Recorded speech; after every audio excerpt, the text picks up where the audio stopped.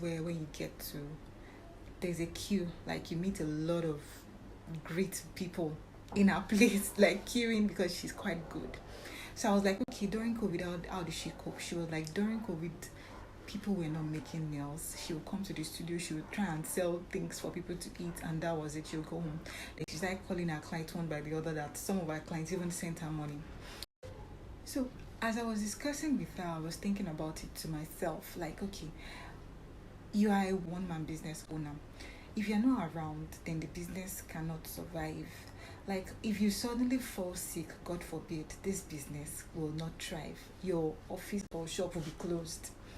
You're a woman. If you get pregnant, there are some people that when they get pregnant, they might be advised to rest. That means that you're not going to be making money while you're pregnant.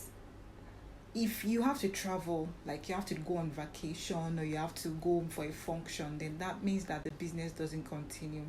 That means that as a business owner, any business that cannot continue without your presence has to be looked into. I know there are lots of factors that might, make you think about staying with your business and all, but there is a wake up call. Like we then I was thinking about it also, like all of a sudden you clock 60, you clock 70. There are some kind of things you cannot keep doing at a certain age.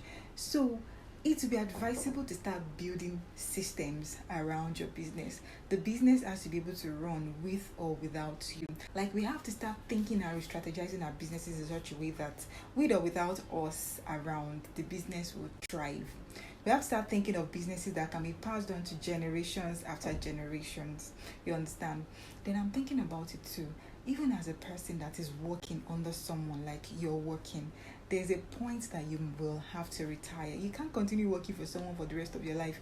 If you don't leave, the company will leave you. So what are the things we have to start thinking ahead before these things happen? We have to really put ourselves under pressure before that pressure really comes. Like, so when I gave birth to my daughter, we had to repaint our house.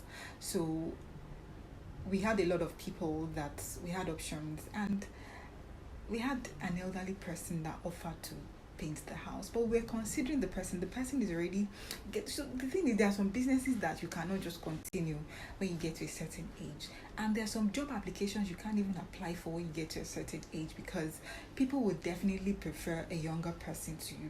So let's come to think about it. We have to start thinking of businesses that can survive with or without our presence, and we have to start thinking of businesses that we can do that will be age compliant.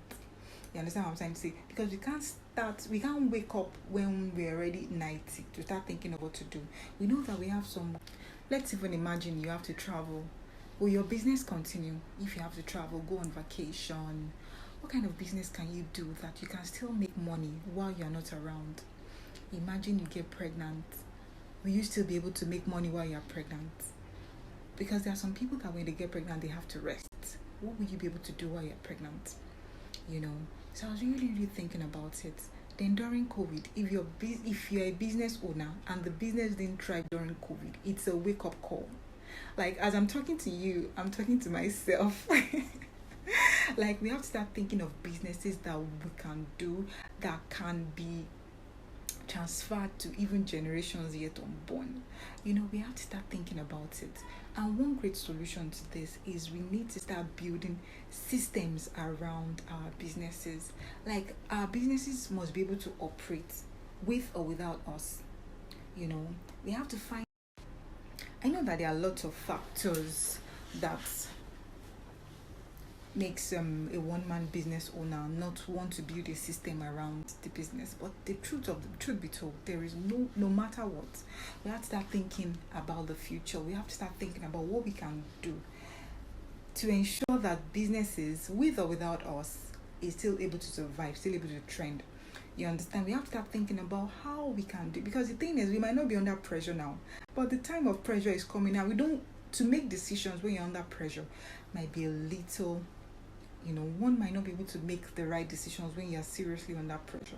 So it is now that it seems as if things are coming back to normal that we have to really start thinking about what next, what we can do to ensure that even while we're not around, our businesses will still thrive. Then there are some companies that folded up during the COVID. That means that if your major, probably the particular course of study you learned in the university is a field that is didn't, so the business you did during that time didn't survive, I'm telling you, this is the time to relearn and go to do something else, or add something else to your skill that you know that will be able to survive in the future generation. It is a wake-up call. As I'm talking to you, I'm talking to myself. Let's think about it together. Let's start thinking of investments to make that can survive. We have to start thinking of the what is next. What next? It's a wake-up call. It looks as if things are settling, but this is not the time to settle. This is the time to start thinking forward, like, okay, what if I'm not around? What if I have to travel? What if I get pregnant?